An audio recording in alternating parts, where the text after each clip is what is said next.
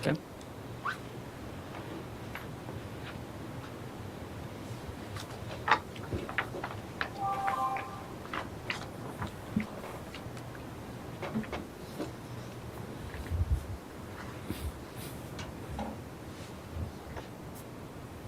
Jen.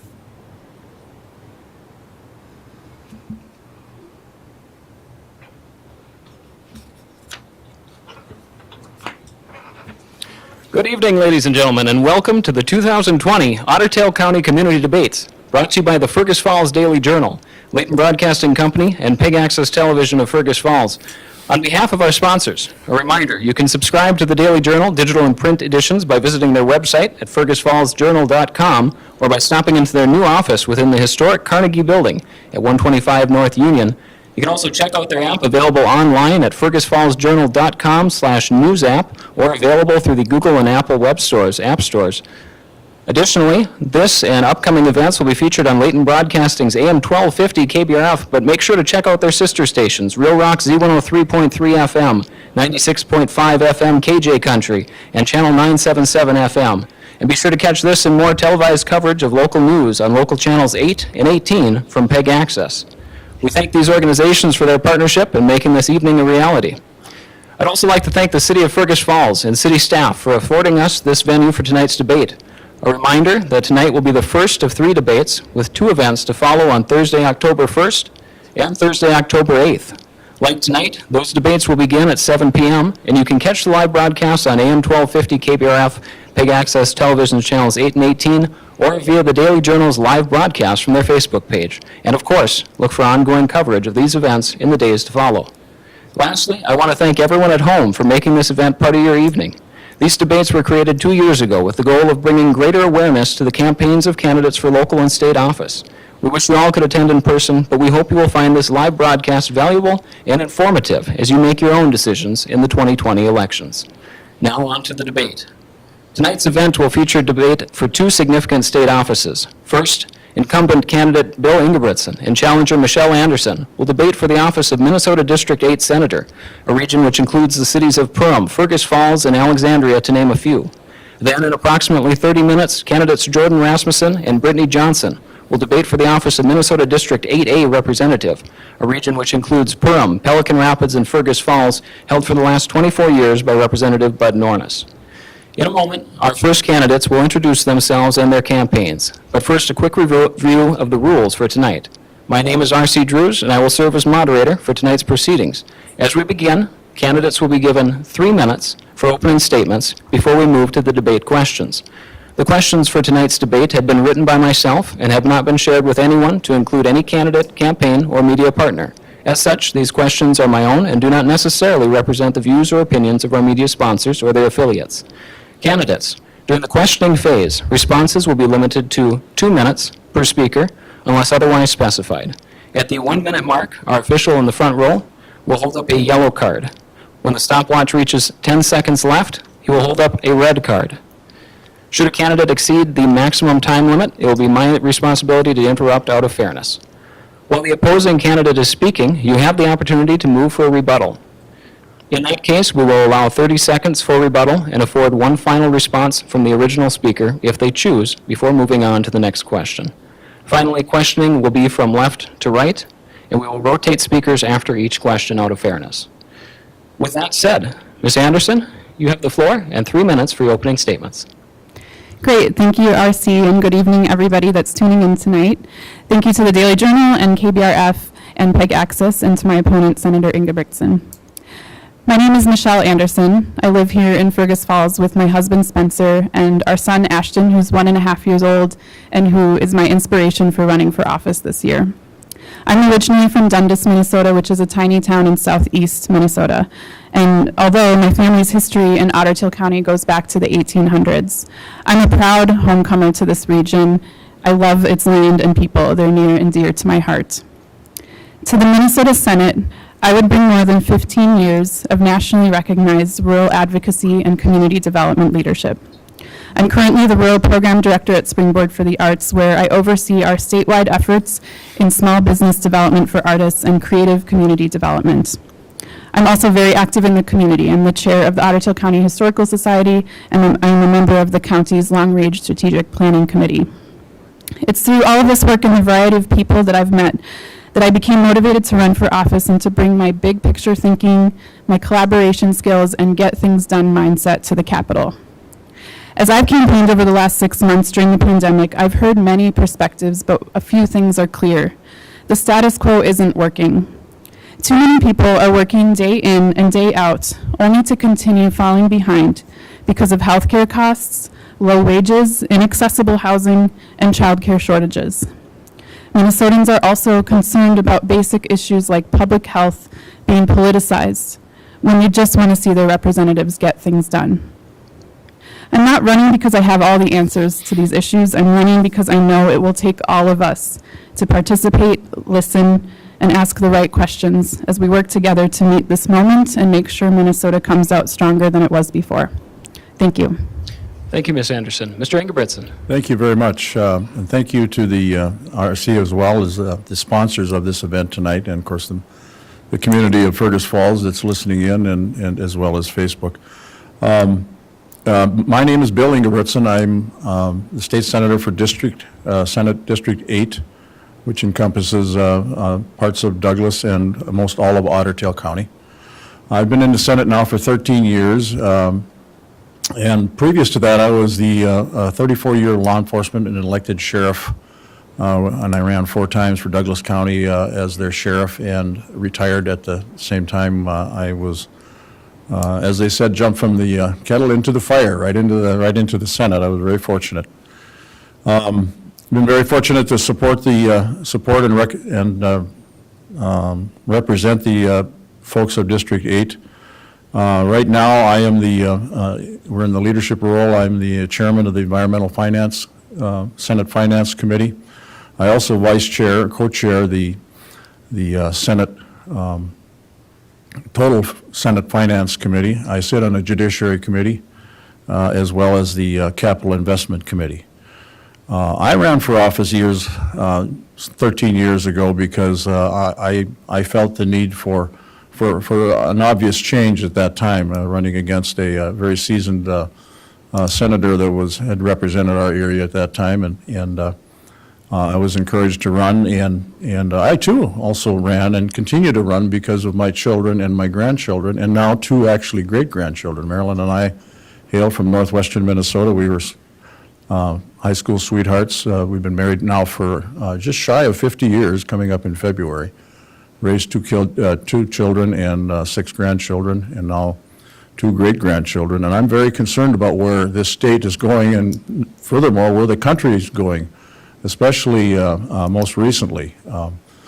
I'm very concerned about the progressive liberalism that's going on in our state, and so I continue to think that I can make a difference, and will continue to make a difference in St. Paul and many different ways. So I thank Michelle for running. I know this is hard work. These parades and all these things and events are hard work, not door knocking. I don't think anybody really realizes how hard it is. But I appreciate the opportunity here today, and thank you. Thank you, Mr. Ingebrigtsen, and thank you, candidates. All right, for our first question, we'll start with an easy one to get the blood flowing. A candidate without a vision for the future is about as useless as a cell phone with no signal. Candidates, if elected to office, what do you see as the #1 issue to promote the economic growth of your district? And keeping with our rotation, Mr. Ingebrigtsen, we'll begin with you. I think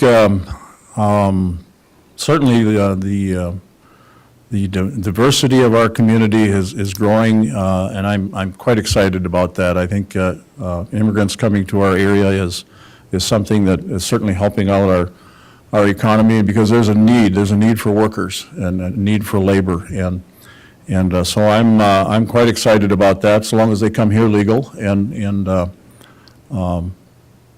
They bring young families and help energize rural Minnesota, which in a lot of cases we need help compared to the metro and suburb areas when it comes to numbers. So, but I'm very concerned. I'm very concerned about public safety, and you know we kind of live in an island. I call it a slice of heaven here in rural Minnesota compared to only 135 miles from where I work, or excuse me, from where I live in Minneapolis and St. Paul.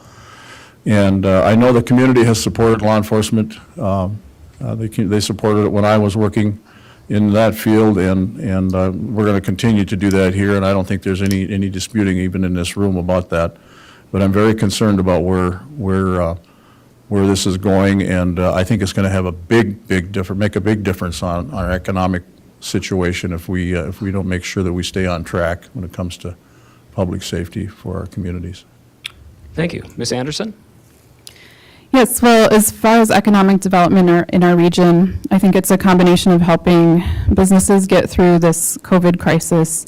Beyond that, really, I think the concerns I'm hearing from the business community and economic development community are the livability of this region. So there's kind of three things that I keep hearing about as I talk to voters. And one is the childcare shortage, and this does affect businesses and employers that either want to locate here or want to expand. They are having a hard time keeping employees that can't find childcare. The other is broadband access. This is huge for rural Minnesota, where the digital divide has expanded even more since the COVID crisis began, obviously, but this is critical to attracting more people that want to live here, especially as people start to look at working remotely. And finally, I would say just infrastructure and making sure that the cities here in District 8 and other rural communities across the state have what they need to keep up with the needs of our businesses and our housing needs. And so to me that includes passing the bonding bill, which would bring us hundreds of jobs. It would help make the region more inviting to people and businesses. And so those three things are critical as we get through the COVID crisis and even beyond. Thank you. And you touched a little bit on this next question, but I'll read it in full.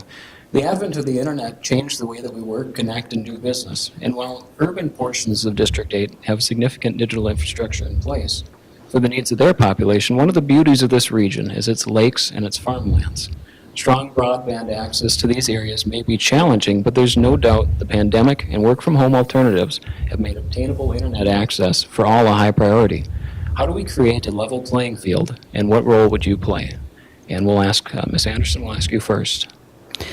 Yeah, well, thanks for the question. I definitely have more to say about this. So we are seeing, I think the schools have done an amazing job, first of all, through the COVID crisis, making sure their kids get the technology they need to be able to do their school lessons from home. But we're hearing stories about families that have to go and download their homework at fast food restaurants or the library. And so this was already an issue before, but it's critical now. And this is a bipartisan issue. So, I think the legislator has done some really important work investing in broadband. I think what I'm hearing from some of the people that do the actual installation of fiber is that there are some challenges as far as permits that add to the expenses. And so I think there's some things we can do at a policy level to kind of streamline that process and just continue to invest in the broadband infrastructure. I think there's I believe there's a statewide goal of getting to a speed of 100 megabits per second by 2026, and that seems like a long time from now. I'm definitely for that. I think if we can find a way to speed it up and get there sooner, now that we're dealing with this pandemic and we don't know how long it's going to last, I would definitely support that. Thank you. Mr. Ingebretson, your response. Thank you for the question, and the folks should know that I've been very supportive of broadband, especially rural broadband, and to make a fair playing field with business throughout the state of Minnesota. In this day and age, we should not be out here wondering whether we're going to get in or not now, especially with COVID and the educational system that's going on now, that we just don't know from one day to the next whether it's going to be online schooling or personal schooling. So I've co-authored several bills over the years, and Michelle's right. We have done as good a job as we can. However, it's always a rural challenge, rural versus metro suburb challenge in getting dollars out to rural Minnesota. I actually lived through the E911 funding mechanism, which took several years to happen, where we can actually have statewide emergency services that can be actually band and hooked together. And that did take some time, and I was very instrumental in helping out with that. So I know that there's a need. It is coming. It's coming in about $30 to $40 million per biennium situation. I don't know exactly how many more million we need, but it's very significant, and I think there's a place where we can find some dollars still, I think, to this day. Actually, we have some COVID dollars that could be spent on it right now, because we're doing the distance learning the online learning and whatnot. So I think that could be utilized. The governor has total control of those dollars right now, and I think some of those dollars actually could be spent on that. So I'm in favor of it. Thank you, sir. Ms. Anderson. Yeah, I just want to add that the Otter Tail County recently did receive CARES Act funding, and they are using some of that funding to set up, hot spots around the district so that people that need to do meetings across the county. I don't know when those efforts are going to be laid out, but some of that CARES money is making it to our communities now. Thank you. Any follow-up, Mr. No, Ingebrigtsen? that's fine. Okay. That's good. We talked about farmland and rural populations, and these hardworking people remain critical to society's everyday functions, but their needs have at times fallen behind the needs of others both in this district and in the state as a whole. What opportunities do you see for the state to better support its farmers, and how would you participate in those first steps? Mr. Ingebrigtsen, we'll ask you first. Well, thank you for the question. I chair the Environment Committee. I'm not on the Agricultural Committee, although my first 4 years I was on the Ag Committee. It was Ag and Veterans Committee at that time when we were in the minority. So I'm very familiar with the agricultural community. Obviously, I grew up in Kitson County, where I ended up marrying the farmer's daughter. So I was very, very familiar with farming. If you're a kid in that kind of an area, if you're looking for a job, that's what you do, is you go out and work for the local farmers. So I know the farm is a great place to raise a family. Minnesota's known for that. And what we need to do is we need to have more incentives, and we're working on that, having more incentives for young farmers to be able to start out farming. It's a very expensive business, partaking in the agricultural community. It's not, obviously it's not cheap. And there also have some farmers that have been having some real psychological problems, some due to the financial problems that they're having, and we've done some funding there as well for those to help out farm families that are struggling with potentially mental illness here and there. So, Thank you. Ms. Anderson? Yeah, it's really important we support farmers. They're a huge part of our economy and part of our culture here in Minnesota. Both sets of my grandparents were farmers in the Rothsay and in the Sabin area. I unfortunately didn't grow up on a farm because they were affected by all of the transitions so our family was not able to keep farming. They rented the land out. And so I care a lot about the future of farming. I want to see more support for farmers that want to make transitions. So I know that many of them are trying to find new markets, and that can take a couple of years. They want to be better stewards of the land and adopt more sustainable farming practices, which I think is critical to the future of Minnesota's environment and clean water. And so I think we need to recognize how unpredictable those transitions can be and make sure that they get the support they need when they want to make those changes. The other piece that I would mention is I know that sometimes it's, for larger firms, it's hard to find labor, and that health insurance can be a big factor in this. And so we really need to find ways to make health insurance more affordable. I think that will help businesses of all types, but particularly farmers.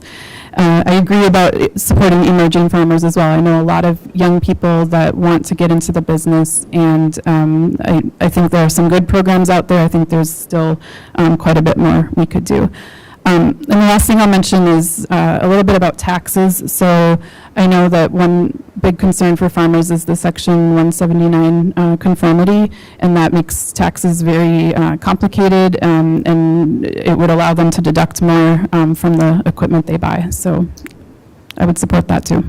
Thank you. Mr. Ingebrigtsen, you had a response? Thank you. Yeah, no, that's not a real rebuttal, actually, but the emerging farmers always come down to visit, and it's always good to see young people starting out in the farming business. There's no question about that. But I've had the distinct opportunity of doing LCCMR funding, which is very interesting. The science that the agricultural community is involved in, and moving into different and more diverse type crops throughout the state of Minnesota, and it's really quite exciting. And the science is just amazing to me, and it's just a continuous amount. But I do agree with the farmers. The farmers. Excuse me. Sorry to cut you off, but that's the time limit. That's fine. Ms. Anderson, any response? No, thanks. Okay. The next question we'll have just 60 seconds to respond to. It's kind of a big question, but we are approaching the end of our debate already, this first part of it. The history of America is often a history of conflict within and without. We were born through a struggle for independence, matured through a battle of brother against brother, and this country played its own significant part in international wars that shook the world. Today, there is division in America once more, and while the race for Senate is a race of two parties, the winner of this election will be called on to serve all people of this district. How important is multi-partisan cooperation, and how would you reach across the political divide? And Ms. Anderson, we'll begin with you, I believe. I think this is the question of our time. I'm much more than my political affiliation. I'm somebody that really just believes in the importance of dialogue and respectful conversation. And I've been frustrated personally to see things like the public health crisis that we're going through right now become a Republican-Democrat issue, particularly with masks and with closures. So this is a time, if there was any time, it's a time for us to come together. My motivation is the next generation, and I don't want to look back and say that we were playing games and trying to win for our party. I want to look back and say that we won for our children and our grandchildren. Thank you. Mr. Ingebrigtsen? Could you repeat the question again? I'm sorry. Sure. The question is, how important is multi-partisan cooperation, and how would you reach across the political divide? Well, in the Minnesota Senate, whether you know this or not, or do recall that in 2011 was the first time the Republicans ever had control of the Senate, and I was fortunate to be part of that history. We had it for a period of 2 years. So I know what it's like to work across the aisle when you're in the minority, and if you want to get your initiatives through, you have to work across the aisle with the other party. However, there are some things that I will not budge on, and those are things. The most recent are the defunding, which the DFL is talking about, defunding of law enforcement and supporting that, and not stepping in the way of that. And I think it's a travesty, and I would not be able to work across the aisle when it comes to that. There's absolutely no reason for that. So we do have differences, but in general, you'll find that the legislature works together quite well, but the media does not report that very well. So, but there are days when we pass as many as 80 bills in a bipartisan fashion. Okay, thank you. Ms. Anderson, response? I just want to say that there has not been legislation proposed to defund the police, and I am not personally for defunding the police. In fact, there have been Republican ads and mailers claiming that DFL candidates support this that are untrue, and many of those candidates are trying to, refute those lies. So that's a conversation Minneapolis is having. That's something that I think is their prerogative to have. There's other police reform that I think could be addressing this, but I think that's actually just an inaccurate description of the DFL. Thank you. Our final questions are for each candidate individually, and we'll focus on their campaign in particular. The time limits will remain the same, though there will be no option for rebuttal to these questions. Ms. Anderson, we'll begin with you. Ms. Anderson, you are known for your work in the arts and, at times, your work for responding to publications of German magazines. But it may be safe to say District 8 is a region comprised of more welders, farmers, and industry workers than musicians or writers. So what in your background will help you to work with the concerns of all this district's populations? And how will you ensure your outreach extends to these industries, which are the backbone of the economy? Right, well, it's true I work in the arts. The arts are not why I'm running. I'm running to make sure that our residents have the things I mentioned earlier, such as access to childcare, broadband, health insurance, and, to speak to the arts, the arts are a field that actually help us understand other people's perspectives and points of view. So you read a book and you can put yourself in the shoes of somebody fighting in the Vietnam War, for example, even if that is nothing close to what you've experienced. So my nonprofit leadership also, it happens to be in the arts, but I work with large and complicated and unpredictable budgets on a daily basis. I have formed very robust partnerships across sectors. So my particular organization, we focus on creative community development. We happen to do it through the arts, but we work with public health workers, we work with housing folks, we work with economic development people. So I actually feel that I have met people from all walks of life and have found so much common ground among them all. So I'm really confident that I would serve our district really well with that experience. Thank you. Mr. Ingebrigtsen, your question. You served for many years as sheriff of Douglas County and have a background in the field of law enforcement. It will be no surprise to say that this year, especially, concerns have been raised over the policies guiding the state's peace officers. What change, if any, do you feel could bring about a better relationship between law enforcement and the public? And are those changes to be made at the department or at the state level? Well, thank you for that question, and that seems to be the real issue right now is law enforcement and the lack of support, if you will. Now, I'm not going to sit here and tell you that Otter Tail and Douglas County do not support their law enforcement officers, because I know they do. But what we're seeing in the media now, and what we're going to be seeing, unfortunately, here probably real soon, is the kind of violence that's going on in the name of expression, and that is not at all what expression is, taking a baseball bat to the front door of businesses and burning them down. So we have to do a lot better. Recently, I did help pass the bill in Minnesota that addressed some of the issues that law enforcement had, but without stepping in the way of them actually doing their job. The chokehold was one of the things that was real big when we talked about doing things. And could we do more? Frankly, we need to do more supporting law enforcement, because soon there's going to be nobody wanting to do that. And nobody wants that. We want one of the basic things for our society is protection. And by the way, the arts is something that I have also enjoyed. I didn't realize that rural Minnesota was so artsy, if you will, until about 8 years ago, 8 or 9 years ago, when the Legacy Amendment was passed, and I've been very fortunate to have been part of the funding of rural Minnesota when it comes to the arts, and have received some real good kudos doing that, and really realizing just how important art is out here in rural Minnesota. I had really no idea. Thank you, candidates. You'll now have 2 minutes each for your closing statements. And so following our order, I believe we begin with Mr. Ingebrigtsen. Thank you very much for the opportunity tonight. I think I'd be remiss not mentioning the groups that have endorsed my candidacy, and there's been a couple of elections they have. The Small Business Association in Minnesota, the FNIB, supports me, is endorsing me. The Minnesota Chamber of Commerce, knowing the importance of retailers in the state of Minnesota.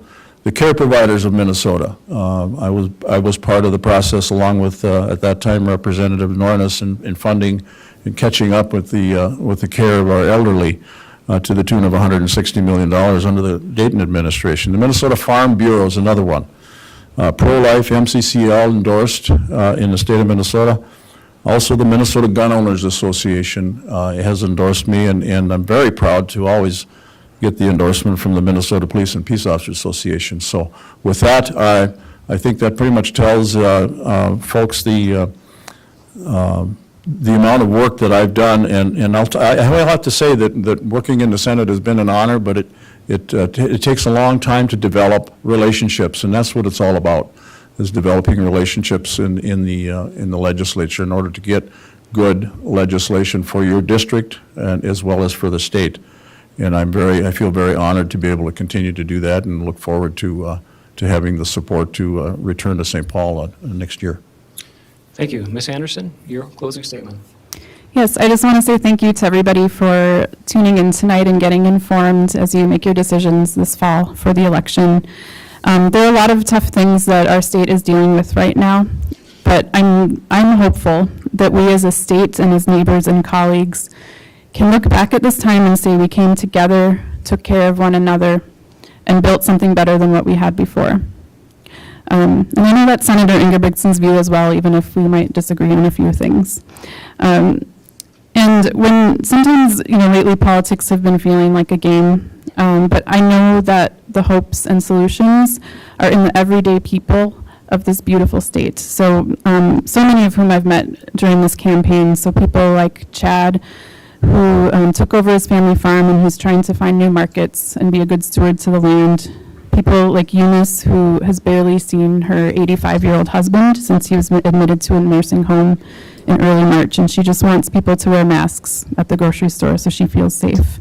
And people like Drew, who organized a peaceful vigil of 150 people in Fergus Falls for George Floyd, because he knew there were people who wanted to come together and reflect on our responsibility as a community to combat racism.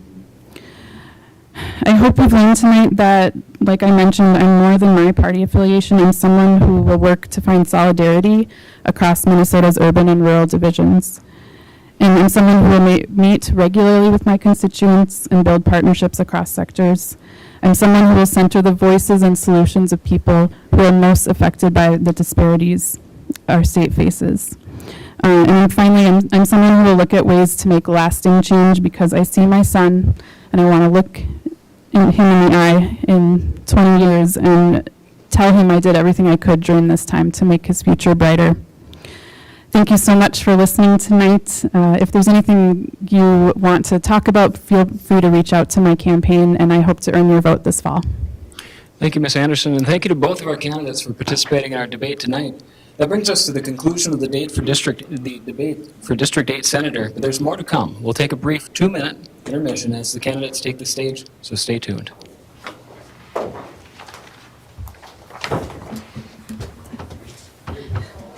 Thanks, Michelle. That's the first one.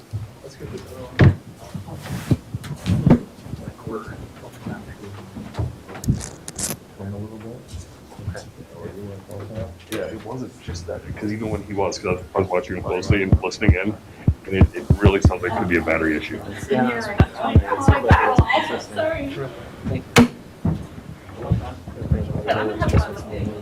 But yeah, like Ken said also, because I know you're looking off over there. Yep. Just straight in the mic. Yep. I know, every time you turned, it was like, yeah. Okay. I didn't notice it when you asked me. Hey, can I have your Test, mic check. 1, 2. Check. Test 1, 2. Thank you. This is brand sheet of paper. Check 1, 2. Test 1, 2. Mic check.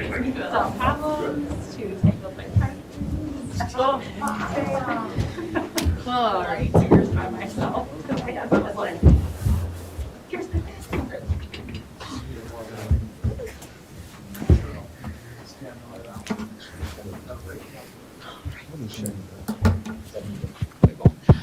Are we gonna get new labels? Check. Can you hear me? Here to be.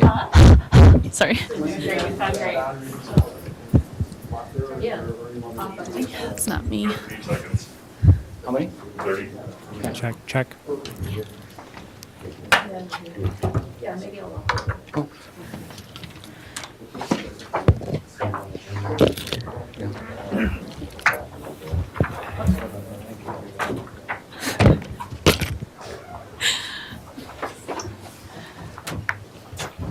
Can they hold it for an extra 30?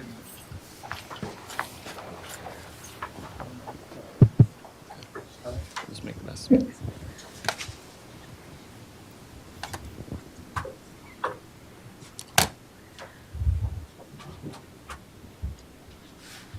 Welcome back to the 2020 Otter Tail County Community Debates and the second part of this evening's event. In the last half hour, we heard from candidates Bill Ingebrigtsen and Michelle Anderson in the race for Minnesota District 8 Senator. Now we turn our attention to Brittany Johnson and Jordan Rasmussen, the race for Minnesota District 8A Representative.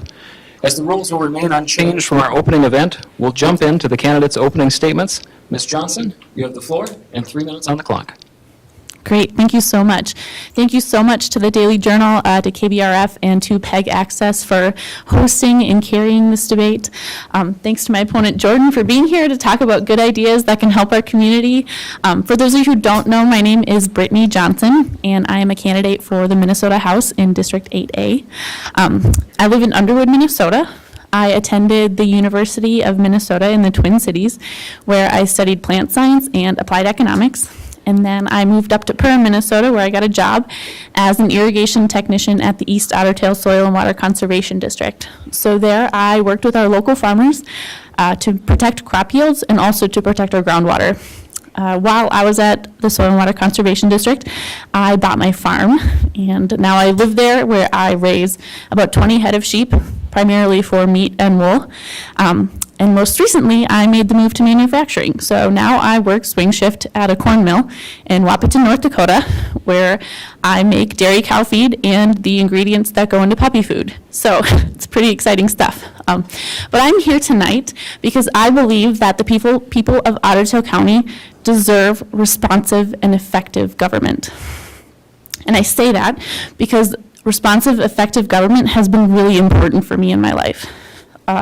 Like so many Minnesotans, I grew up in a family that was really challenged by mental illness and addiction. And my saving grace was that I had a community who cared about me and a public school that was dedicated to my success. So I know just how important these policies are. And so what I want to do tonight is I want to highlight the state legislative priorities that we can pass that will elevate the work that we're already doing in our communities to help people, while also highlighting the things we can do to lift the burdens that some other people are facing around things like prescription drug costs and wages and infrastructure. So I'm so excited to be here tonight, and I'm really looking forward to the conversation. Thank you, Ms. Johnson. Mr. Rasmussen, you have 3 minutes.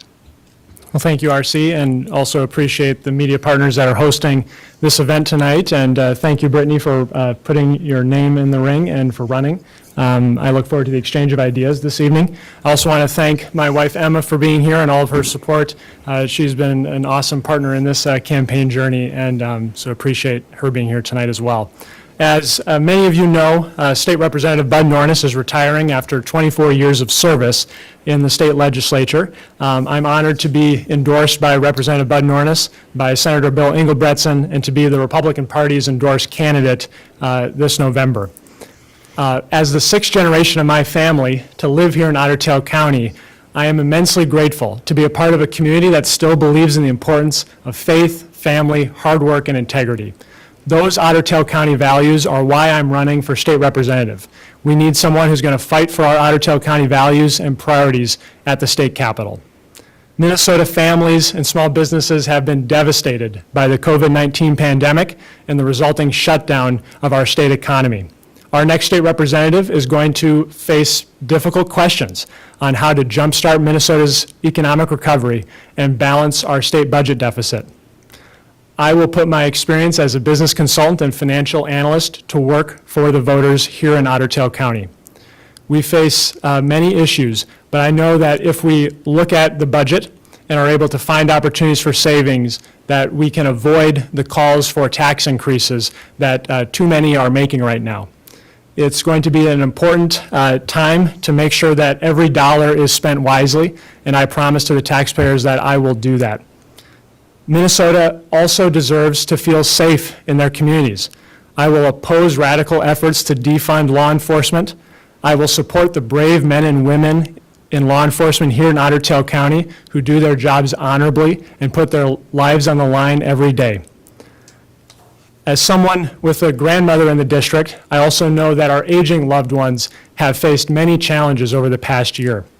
I will stand up and protect nursing homes from harmful cuts and ensure that Otter Tail County seniors have the care they deserve.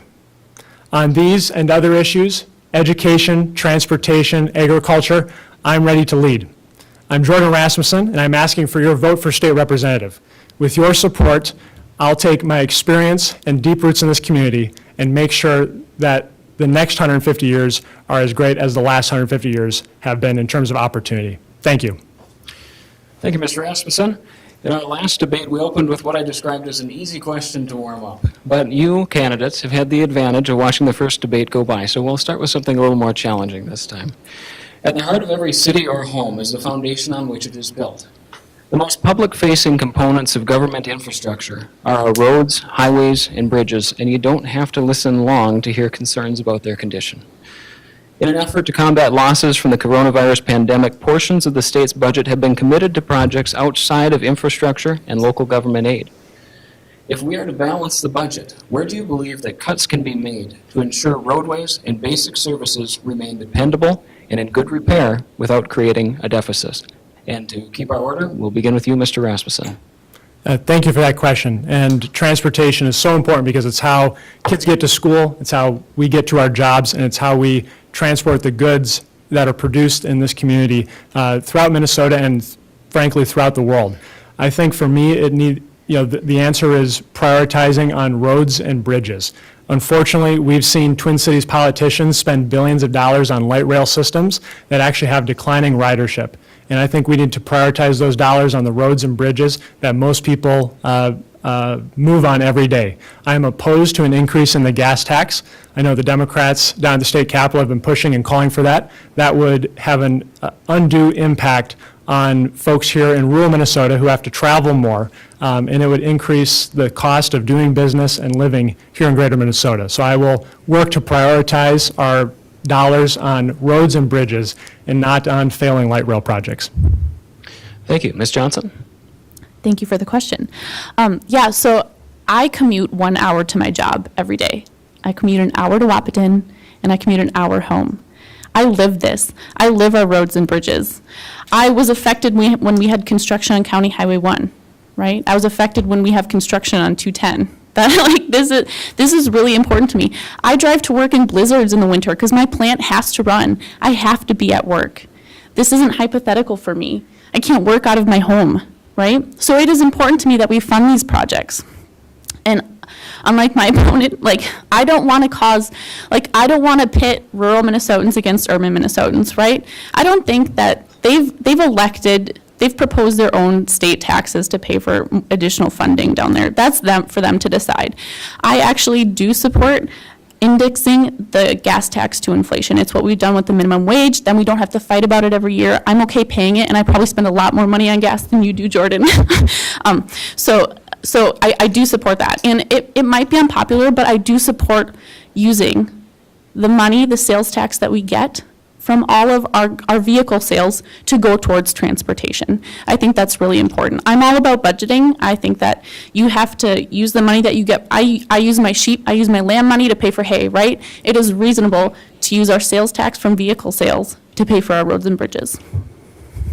Thank you. Mr. Rasmussen, your response? Yes, no, Brittany, I agree that, making sure we have good infrastructure is really important here in this community, but I think we also have to face the fact that we're looking at a $5 billion budget deficit, and we can't always go back to the taxpayers. Increasing taxes is going to slow our economic recovery and put an unfair burden on the families and small businesses that are already struggling right now due to COVID-19. And so I'm opposed to increasing the gas tax, and I think we have to look at reprioritizing our current spending if we're going to recover from COVID-19 and the impact it's had. Ms. Johnson, any further comment? You cannot starve a system and expect it to keep providing for you.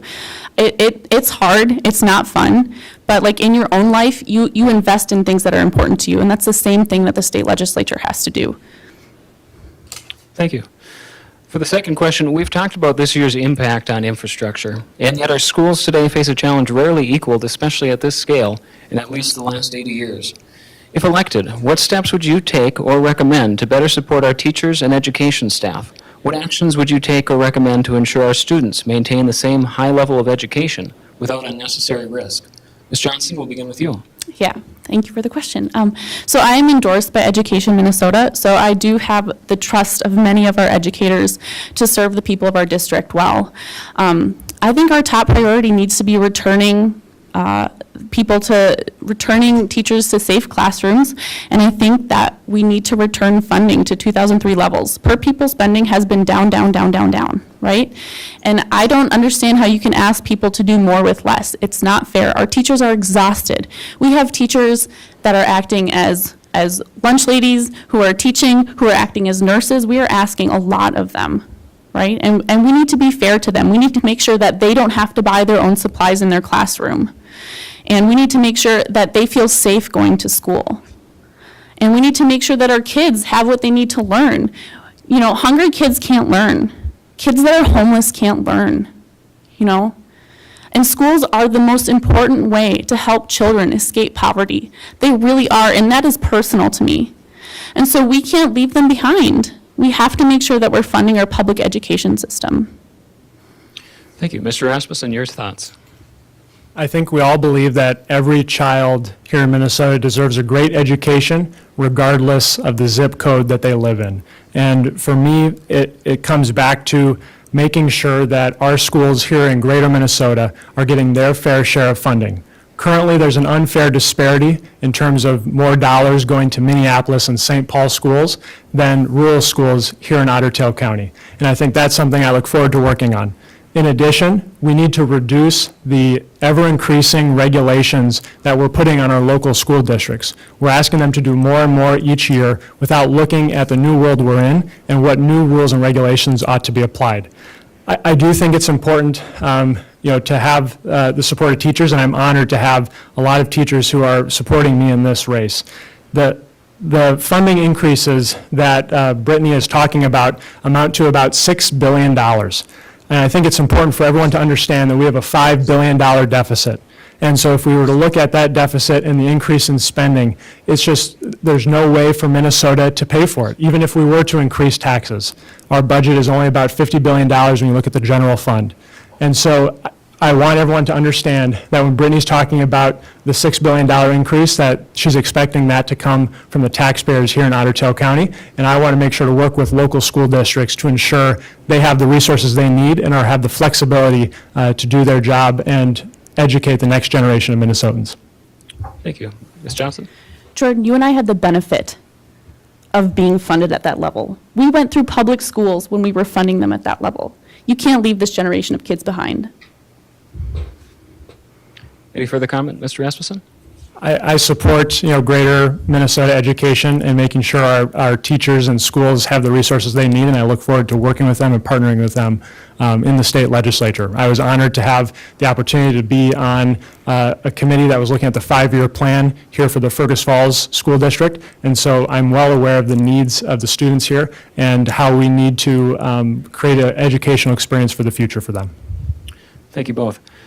The response to the coronavirus pandemic has varied at different levels of government. For example, the federal stimulus checks sent to qualifying taxpayers, or the $200 million COVID relief bill signed by Governor Walz earlier this year. Let us suppose that you were elected to office as the Minnesota House pushed forward a similar $200 million emergency relief bill. Where do you believe that those funds would do the most good? Mr. Rasmussen, we'll start with you. For me, one of the biggest issues is making sure that local city governments and communities are able to meet their budgetary needs. So right now, a lot of cities and counties are going to be affected by the COVID-19 impact on the economy. And so I want to make sure that they have the resources they need so they don't have to go out and raise property taxes. I think that's going to have a great benefit to employers, to senior citizens on a fixed income, to make sure that during this COVID-19 pandemic, their tax bills aren't going up at the same time. Thank you. Ms. Johnson? Could you repeat the question? Yes, I certainly could. Suppose that you were elected to office as the Minnesota House pushed forward a similar $200 million emergency relief bill, similar to the one earlier this year signed by Governor Walz.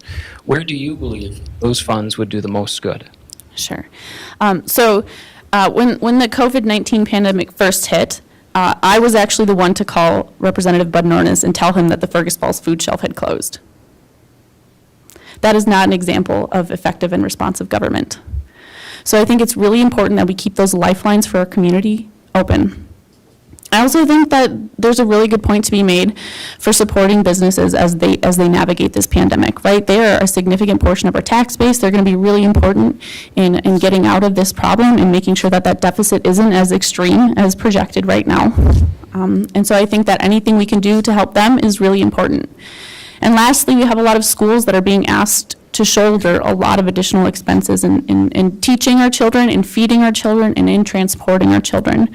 And I think that those schools need to have the support that they need to be able to do that. Thank you. Mr. Rasmussen? Any further comment? Or? Okay. Yeah, thank you. Once more, our final questions are for each candidate individually, and we'll focus on their campaign in particular.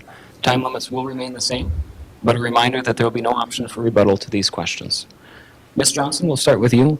Your background includes a history in farming as well as a time in ag-related operations, as well as the government side of ag-related operations, but your experience in the political sphere appears limited.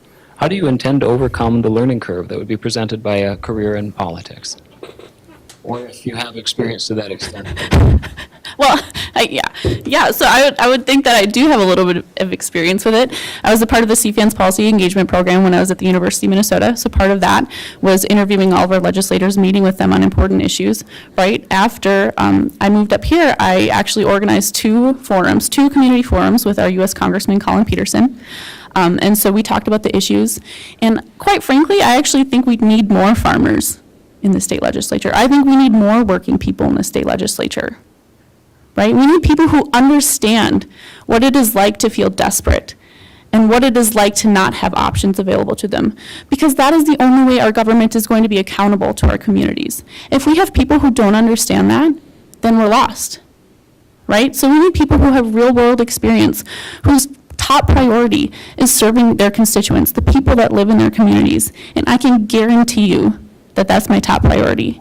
I can build coalitions. I can figure out the details on the issues. I can do that. That's not hard. What's hard is making sure that you don't lose sight of the people that you're serving while you're down there. Thank you. Mr. Rasmussen, your history includes a Harvard education and a career path through politics and capital investments, but this suggests your experience in life may be very different from the path taken by many of your constituents. How can you ensure voters that your candidacy will represent more than the interests of big business and society's affluent? Thank you for the question, R.C. For me, it goes back to my family living here in Otter Tail County for 6 generations. And, just to give a little background, my father grew up on a farm here in Otter Tail County, was a welder at Shoremaster, and him and my mother started their own small business. My mother grew up on a dairy farm here in Underwood. I went to the Fergus Falls Public High School, and so I've been blessed to have opportunities to go out into the business world and see how economic development happens, how jobs are created, and so I'm proud of my experience in the business world, and I think it'll help me be an effective state legislator, especially facing the budget deficits we are. Otter Tail County values are my values. I married my high school sweetheart. We both went to Fergus Falls High School, and so this is home, and I'm honored to be a part of this community, and it would be an honor to serve them down at the state legislature. And one of the biggest things that has been such a blessing about this campaign is getting a chance to travel all over the district, meet and talk with constituents from all walks of life, and understand the issues and the problems that they're facing in their day-to-day life. And that listening is going to continue as the next state representative for this area. And so I look forward to those continued conversations because I don't have all the answers, but I believe my constituents are very smart, and I'll take their answers down to the state capitol and be their voice. Thank you, candidates. We'll put 3 minutes on the clock now for closing statements, and we'll begin with Mr. Rasmussen. Thank you. I just actually had the opportunity to get married earlier this month to my high school sweetheart, Emma, and it's great to have her with me today. And, as I was saying, RC, we both grew up here. We want to build a family here. 6 generations of my family have done just that here in Otter Tail County. I know Otter Tail County values and look forward to fighting for them down at the state capitol. I think the choice in this election is clear. Are we going to stand up for our way of life, or let Twin Cities Democrats take us down a path of economic stagnation and lawlessness? I pledge to the voters that I will stand up for Otter Tail County and Greater Minnesota values.